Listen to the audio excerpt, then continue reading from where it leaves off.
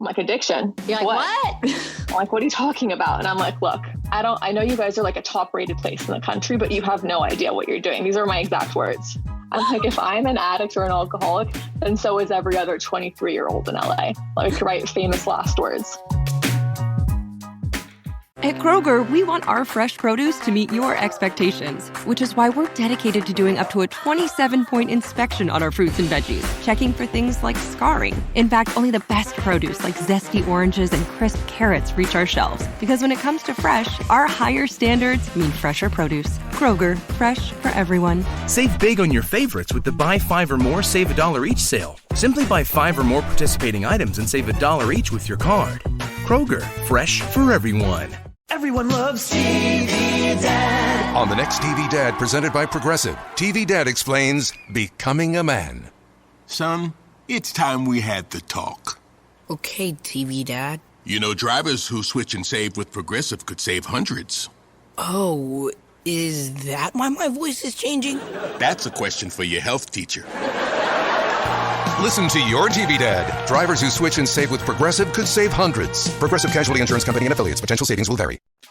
Okay, honestly, is love really that complicated? I mean, I think it can be if you don't trust each other, right? People always ask me, do you and Alia ever argue? But I'm wondering, why do people hate on online dating? I'm Alia Zaitza. And I'm Yoni Koto. And this is What's the Juice? The show of unfiltered opinions on everyday life. Absolutely no topic is off limits. Two different perspectives that met on Tinder, are 8 years apart, and from completely opposite cultures. Listen to What's the Juice every Wednesday wherever you get your podcasts.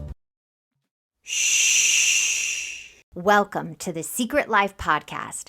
Tell me your secret. I'll tell you mine.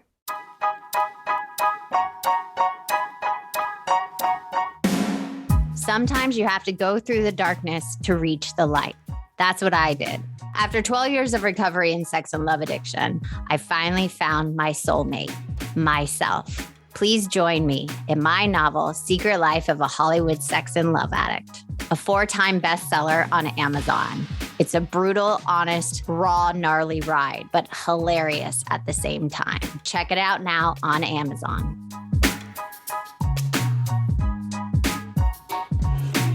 Welcome to Secret Life Podcast. I'm Brianne Davis-Gantt. Today I'm pulling back the curtains of all kinds of human secrets. We'll hear about what people are hiding from themselves and others. You know, those deep, dark secrets you probably want to go to our grave with? Are those lighter, funnier secrets that are just plain embarrassing? Really the how, what, when, where, and why of it all. Today, my guest is Tess. Now, Tess, I have a question for you. Dun, dun, dun. What is your secret? Hi, I'm Tess, and I'm a grateful recovering alcoholic. Ooh, wow. I really liked that. That was very profesh, like we were in a meeting. Thank you. Sometimes I have to say, when people used to say grateful and whatever their addiction was, I used to get annoyed with them. Oh, it's the worst at the beginning when you don't understand. God. You're like, spare me. But I love it now. It's such yes. Because I am a grateful sex and love addict. And when I hear people say that, I'm like, ew, that sounds gross. But it's a blessing. Do you find that? 100%. I find that it's a blessing. It took me a little bit to get to that spot where I really did feel grateful and that it all happened kind of for a greater good, but definitely takes some hard work to get to that place. So when did this problem start with you with alcohol? Well, I'm 27 now, and I'll have... You're a baby. I'm a baby. I'll have 3 years on October 13th, which I'm really excited about. So I did get sober young, but, I always hear in meetings, because we go to so many of them, that, you kind of grow up in the rooms, and either AA or NA or whatever program that you're in kind of, teaches you how to live a sober, happy, healthy life. And I feel like sometimes we grow up and we don't learn those huge aha moments, but I really feel like I have kind of grown up in this program. So when did the drinking start for you? What age? I would say the first time I consciously remember drinking to if I was upset or to numb or, kind of like that was 16, which I felt is kind of, I don't want to say average. I mean, everyone's story is so different, But for me, it was 16. And then it really kind of took off next level when I was in college. So can you take us through that progression for you? Sure. I mean, growing up, my family is from Germany, and, everything always looked kind of perfect from the outside. I was really good at making sure everything looked great. Like I was good at school. I did all the extracurriculars. I had friends, I had a boyfriend, whatever it was. I always make sure it looked really pretty from the outside. Yeah. And that's a really hard facade to keep up as things start kind of crumbling down beneath you. And I was in college when things kind of really started to spin out of control, and things really started to take it up a notch. So yeah, that's kind of when I noticed that I had a really close friends of mine pulling me aside and say, like, hey, what's going on? Like, this is getting out of hand. But what were those behaviors that they were noticing that was getting out of hand? Were you at parties? Would you just yeah, no, I would be going out every single night, and I was always really good at making things look like I had it under control. Right. That's like the addicts thing. No, I got it. It's all good. I got it. Don't worry about me. Everything's fine.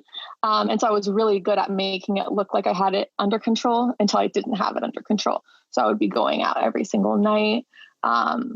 I didn't think I was hurting anybody because it was like my own actions and my stuff, right? That's the classic.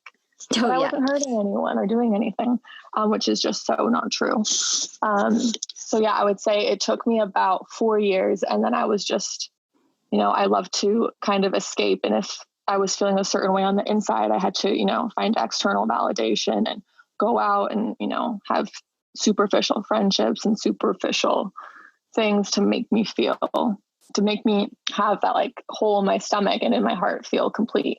You know what I mean? Yeah, I completely. Yes. So I love filling that void, that empty. I always say it's like that empty part in your soul that we just keep filling it with attention, Amen.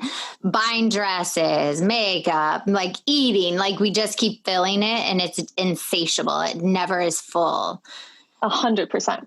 So do you feel like your pattern definitely was like out in clubs with a superficial people? Like, was that all 100%. tied into it? Yeah, all tied into it 100%. So that's part of the story, right? And then I actually went to school in the South. I went to school in Dallas, and then I moved to LA, which then, is just like the Super Bowls kind of that kind of situation. And I really just took it up. All addicts come to LA. It seems like we're just that's why we have such a great recovery program. They always say wherever there's high levels of addiction, there's great levels of recovery, which is true. Yeah. LA's a breeding ground for that. It's definitely so funny. Yeah. But I made my way to LA and I was there for 8 months before I went to treatment. So that was a pretty fast descent, I would guess. So what was that bottom moment? Like what? There was a lot of things. Your knees. I have a 2-part story. I went to treatment in January 2017, but I didn't necessarily go for addiction. I went for trauma, depression, and anxiety because that like overwhelming, when you have that hole and it feels like it's eating up inside you, it was just getting so overwhelming. Yeah. Like a snake, like I wanted to peel my skin and crawl out of my skin. Exactly. So I just kind of felt like that. And it was kept growing and growing to the point where I just felt like if this is what life was like, I didn't want to do it anymore. I'm like, this isn't fun. This isn't a good time. I don't get the point, so like dark thoughts and things like that. But I was just like, I need help. And it was the first time I voiced that. And that was 8 months after LA, but I still didn't think I was an addict or an alcoholic. I wasn't even going for that. Like, that wasn't even cross my mind. I was like, I just need to figure out how not to feel so shitty all the time. I didn't even think that like drugs and alcohol were a correlation to that. So let me ask you a question though. You said you just didn't want to be living anymore.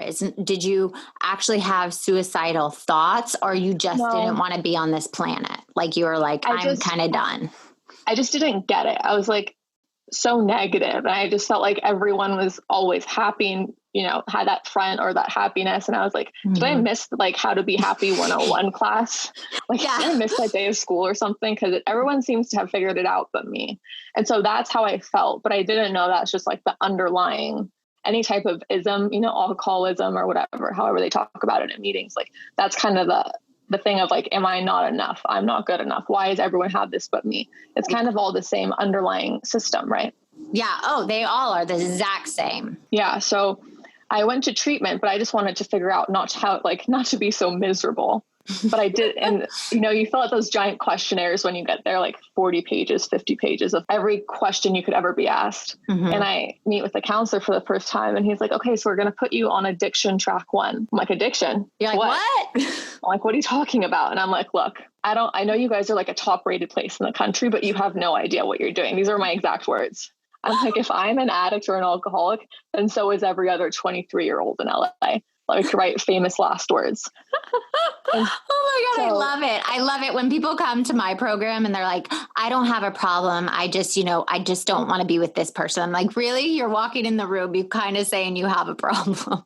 So I had a kind of no idea what it was all about, but I started learning a lot, right? Because whenever you're in a treatment program or somewhere for 30 days with no outside contact, all you do is you really get to focus on yourself and your issues and kind of like what makes you tick.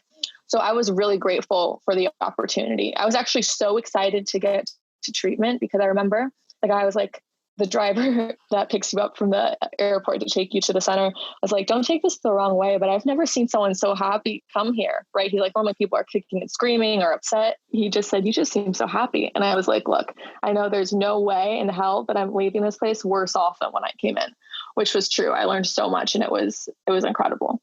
Did you think it was that pink cloud moment? Did you have that where you're like, okay, this will be the answer. This will fix me? Yes, until, treatment's a very protected area. And then they're like, look, you should do sober living. You should do IOP. So I did all those things. And then I returned back to LA, but then life started getting hard and shit started happening. And like life got really, really tough, really, really quickly. I find that to be true. I find that the people that go to treatment and then there's always slips afterwards, then if you just like stay in where you are and then go to meetings. Is it different? Exactly. Because it's like taking you out of it's safer in the treatment center, but then you have to come out and learn how to relive again in your life with these tools while you're still trying to go through this withdrawal and stuff. Am I right?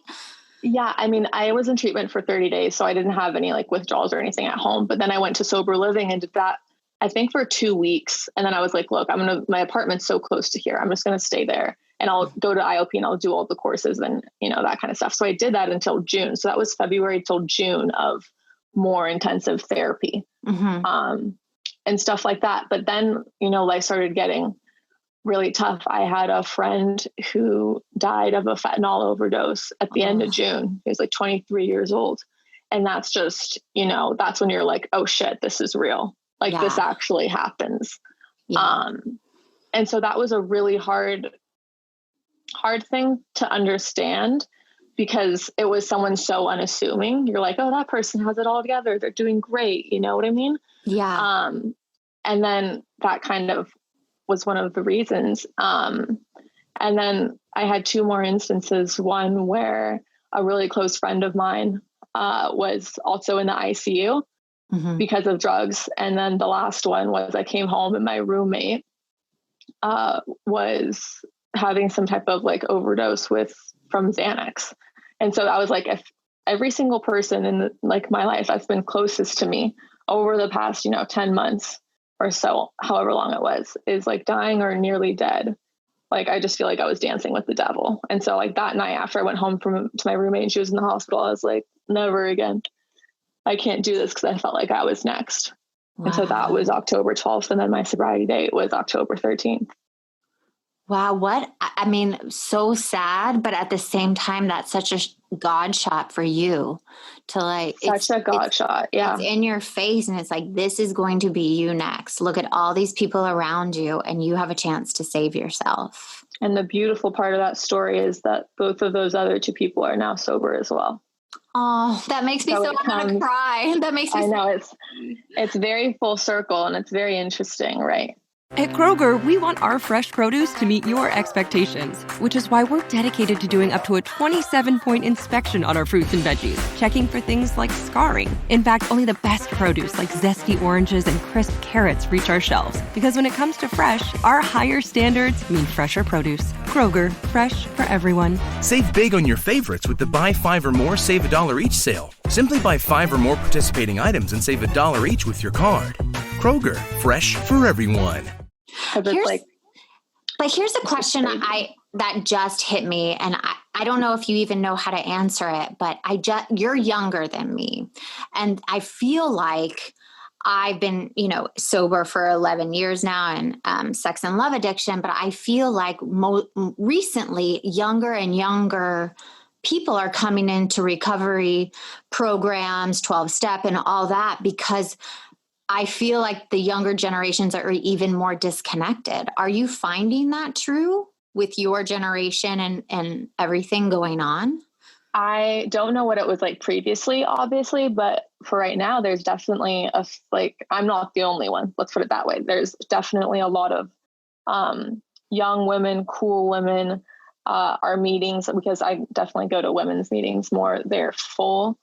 People of all ages, young, older, the whole 9 yards. Yeah, the gamut of people. For sure.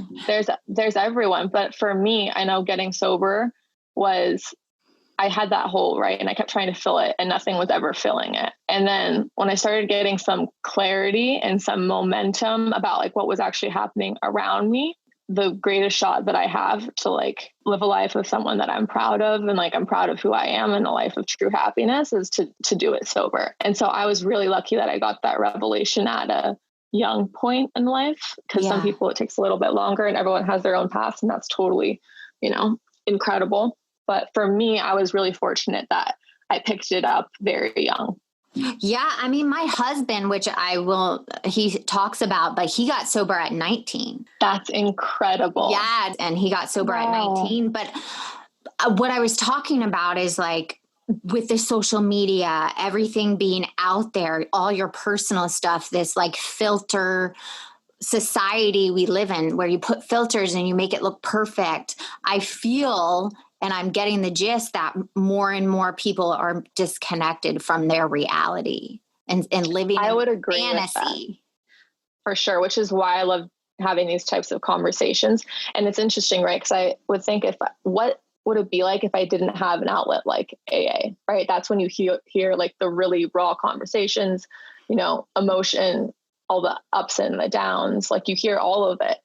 But if you don't have the privilege of having a program like that, where do you find that kind of support of that type of authenticity? I don't know. I feel like it would be difficult. I don't think it exists anywhere else, honestly, unless you're at a therapist's office and you're sitting with a therapist, but a community where people come in and just tell all their shit and all their dirty laundry, and they just put it out there and say, I am feeling empty and alone. I mean, where does people say that right now in society? I mean, 100% agree with you. I have no idea. That's why I think it's so amazing.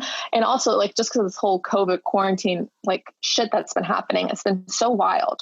Mm-hmm. I have found that the people that have coped and dealt with it the best have been addicts or alcoholics or someone in a 12-step program, because they know how to deal with chaos in some type of way. Yeah. And they turn it over when things are chaotic. Sure.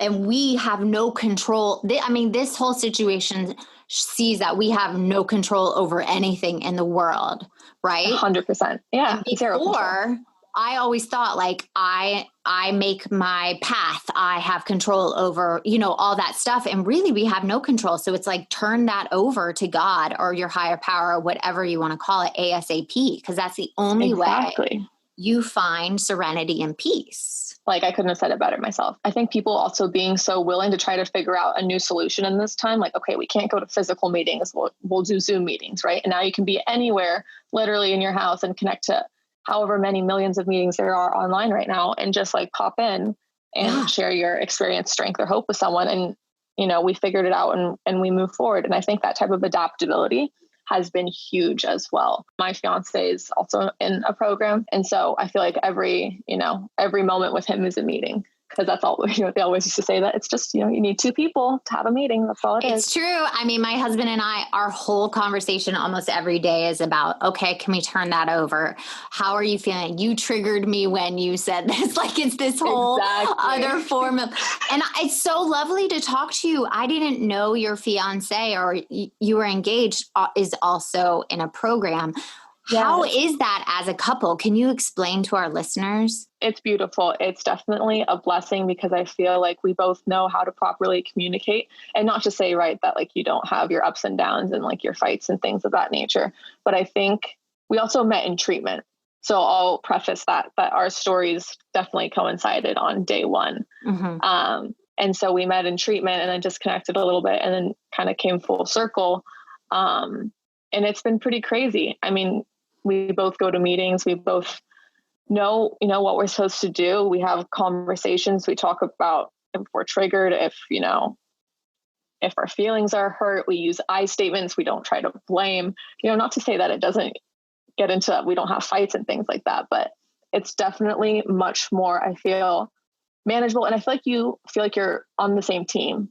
Does that make sense? Yeah. It's like you've gone to the same practice, a partner, exactly what everyone's hearing. We're hearing the same message and we try to like live our life that way, which is amazing because I feel like wherever our home is, like it's so peaceful and serene. And it's like, you can get to that point because everyone knows what they're supposed to be doing. Does that make sense? Right. And I also sometimes if we're having a conversation and we can't like work it out, one of us, or mostly him, will be like, I think you should call your sponsor, which I hate hearing that. I'm like, don't tell me to call my sponsor. It's so funny, but so true because it's a thing. Or it's a thing, like, don't tell me who to call, or maybe you don't do my inventory. Yeah, exactly. Don't take my inventory, but that's the best. Oh my God. I remember we had that like a months ago and I was like, don't tell me to call my sponsor. And then I was like, damn it, I need to call my sponsor. But, more than 99% of the time, essentially they're right. You're like, yeah, I definitely need to check in. But I was at a dinner the other night and we were with another couple and they were talking about how kind of like your partner is almost like your guru, right? And just bear with me that it's kind of like they teach you things that you still need to learn and understand about yourself. Mm-hmm. And it's like, okay, am I looking at this through a way of like patience? I definitely need to be more understanding or see it through a different perspective. And so they challenge, I think, the parts of you that still need to be challenged to grow.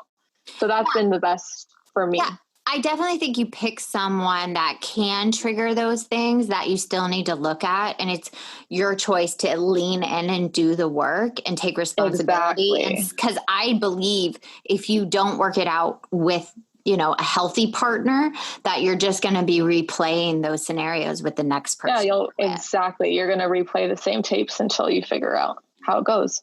Yeah. Ooh, the ego. Ego is definitely. There's so much ego in everything that we do as humans, right? It's like what best serves me. It's all about me, the whole thing. And then for the first time in my life, when I went through treatment or recovery, it's not so much about me. It's how can I be of service to you? That's really all it's about, right? And the whole reason the program exists is so we can, pass what we know and help another alcoholic or addict in need. And that's why I do this podcast. Exactly. I'm only doing it to help others that don't have a voice and don't know how to get out of their ego because they're edging, the edging got out. Exactly. Amen. And just so you're listening, listeners, everything we're saying, if you would have said to me like 10 years ago, I would have laughed in your face. So yeah, you can tell that we both done some level of work because it's very understanding. But if you would have said this to me at 21, I've been like, what are you on? Yeah, like get out of here. It's a cult. Like I would have 100%. said. I'm like, I don't relate to any of this.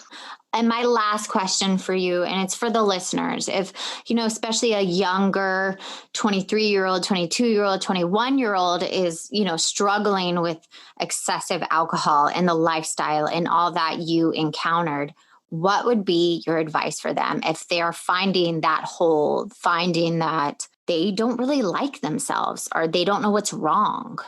Well, it's interesting, right? Because I never once thought that it could possibly be due to alcohol.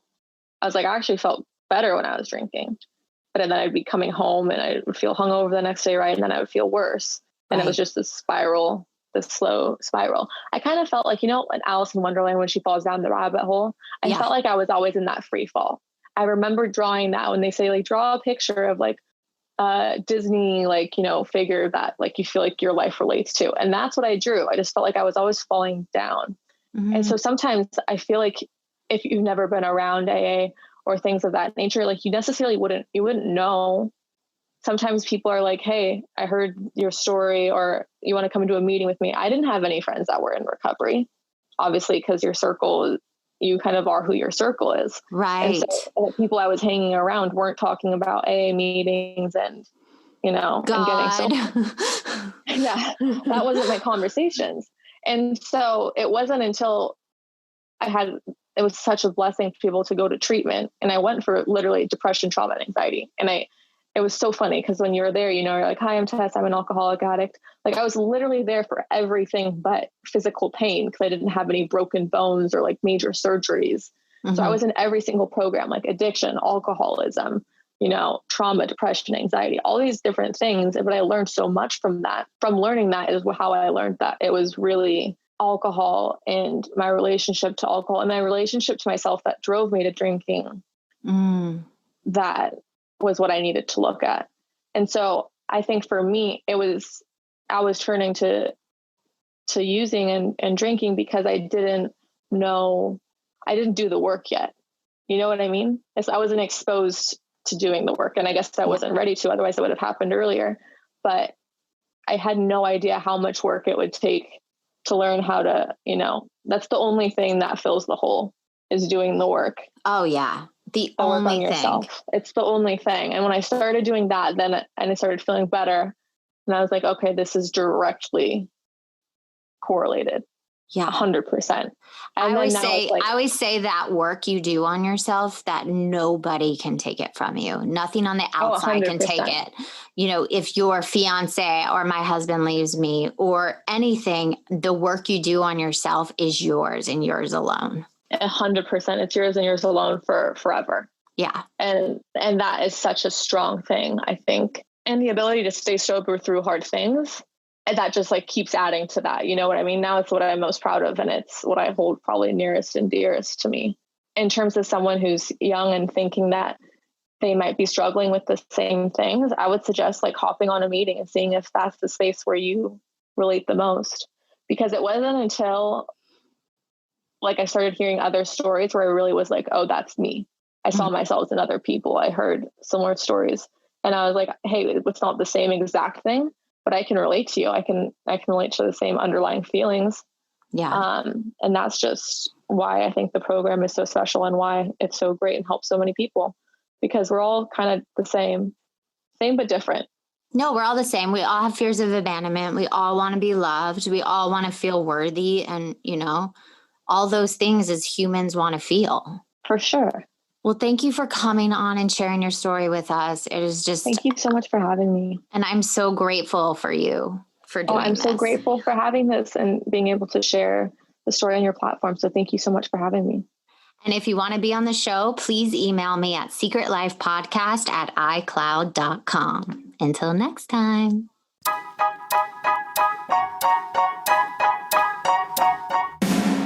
Thanks again for listening to the show. Please subscribe, rate, share, or send me a note at secretlifepodcast.com. And if you like to check out my book, head over to secretlifenovel.com or Amazon to pick up a copy for yourself or someone you love. Thanks again. See you soon.